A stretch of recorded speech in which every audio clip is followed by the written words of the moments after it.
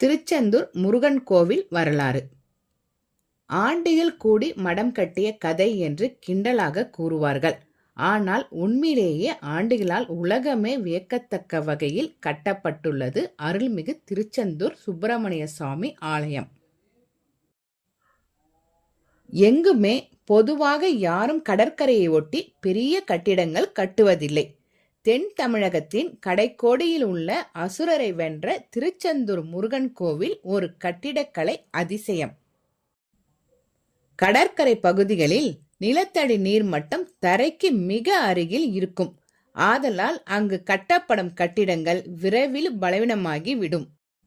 அப்படியே கட்டினாலும் தரை மட்டத்திலிருந்தும் கடல் மட்டத்திலிருந்தும் உயரமான மேடைகளை அமைத்து அதன் மீதுதான் கட்டுவார்கள். அதனால் திருச்செந்தூர் முருகன் கோவில் கடற்கரையிலிருந்து வெறும் 67 மீட்டர் தொலைவில் அமைக்கப்பட்டுள்ளது.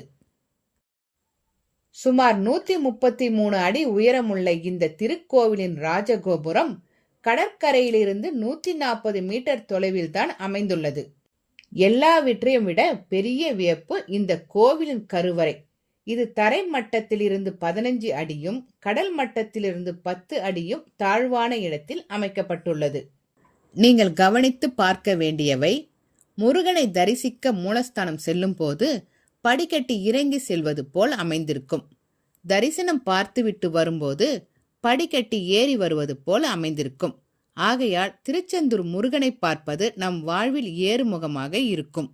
திருச்செந்தூர் விவரங்கள்: தொல்காப்பியம், புறநானூறு, அகநானூறு, திருமுருகாற்றுப்படை, சிலப்பதிகாரம் போன்ற சங்க கால இலக்கியங்களில் காணப்படுவதை நாம் கருத்தில் கொண்டால் இந்த கோவில் கட்டப்பட்டு குறைந்தது 3000 ஆண்டுகளுக்கு மேல் இருக்கும் என்று நாம் அறிந்து கொள்ளலாம். இவ்வளவு ஆபத்தான இடத்தில் கடலுக்கு மிக அருகில் துணிந்து கட்டப்பட்ட இந்த திருக்கோவில் இத்தனை ஆண்டுகளாக எந்தவித பாதிப்பும் இல்லாமல் கம்பீரமாக நிற்பதை பார்க்கும்போது நம் முன்னோர்களின் கட்டிடக்கலை அறிவும் திறமையும் கடவுள் மேல் அவர்களுக்கிருந்த நம்பிக்கையும் நம்மை வியப்பில் முழுகடித்து விடுகிறது. திருச்செந்தூர் சுப்பிரமணிய சுவாமி திருக்கோவிலில் திருப்பணி செய்து ஆலயத்தை கட்டியவர்களும் புனரமைப்பு பணிகள் செய்த ஆண்டிகளை 5 பேர் நீங்கள் அறிவீர்களா?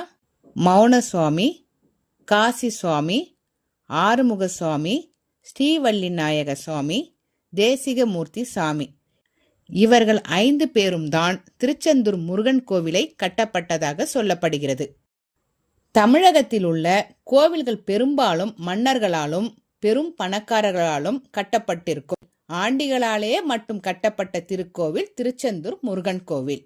இவர்கள் 5வரும் முருகன் கோவிலில் ஜீவ சமாதியாக உள்ளார்கள். இந்த 5வரின் ஜீவ சமாதிகளும் திருச்செந்தூர் அருகிலேயே அமைந்துள்ளது. இவை அனைத்தையும் ஒரே நாளில் தரிசிக்கலாம். இவர்களை தரிசனம் செய்ய செல்லும் வழி: முதல் மூவர்களான காசி சுவாமி, மௌனசாமி, ஆறுமுகசாமி ஆகிய மூவரும் ஜீவசமாதி திருச்செந்தூர் முருகன் கோவிலில் நேர் எதிராக கடற்கரையில் சற்று தூரத்தில் அமைந்திருக்கும் நாழிக்கிணற்றின் தெற்கே மூவர் சமாதி என்ற பெயருடனே அமைந்துள்ளது. நல்ல அமைதியான இடம். இவ்விடத்தில் அனைவரும் அமைதி தியானம் செய்வார்கள். 4வதாக ஸ்ரீவள்ளி நாயக சுவாமி அவர்களின் ஜீவ சமாதி திருச்செந்தூர் கோவிலின் ராஜகோபுரத்தின் வடக்கு வெளிப்பிரகாரத்தில் இருந்து சரவண பொய்கை செல்லும் பாதையின் அருகில் வலதுபுறம் அமைந்துள்ளது.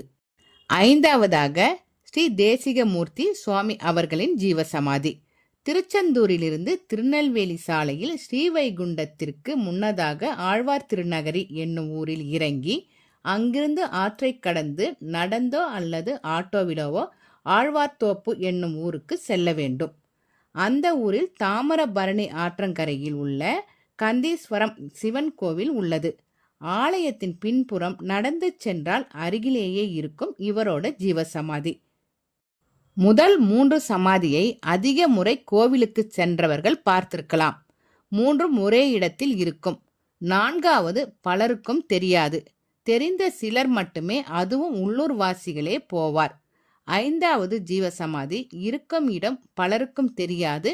கோவில் வரலாறு தெரிந்த சிலருக்குத்தான் தெரியும். ஆனாலும் யாரும் சொல்லுவதும் இல்லை, செல்லுவதும் இல்லை.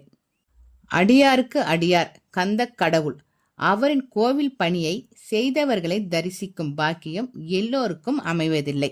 இவர்களை தரிசனம் செய்பவர்கள் முருகனின் முழு அருளை முழுமையாக பெற முடியும் என்று கூறப்படுகிறது.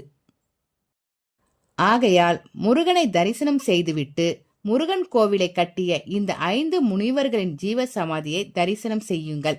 ஏறுமுகமாகவே இருக்கும். இந்த வீடியோ உங்களுக்கு பிடிச்சிருந்துன்னா லைக் பண்ணுங்க, ஷேர் பண்ணுங்க. மறக்காம எங்க சேனலை சப்ஸ்கிரைப் பண்ணுங்க. நிறைய வீடியோஸ் நாங்கள் போட்டிருக்கோம். தேங்க்யூ.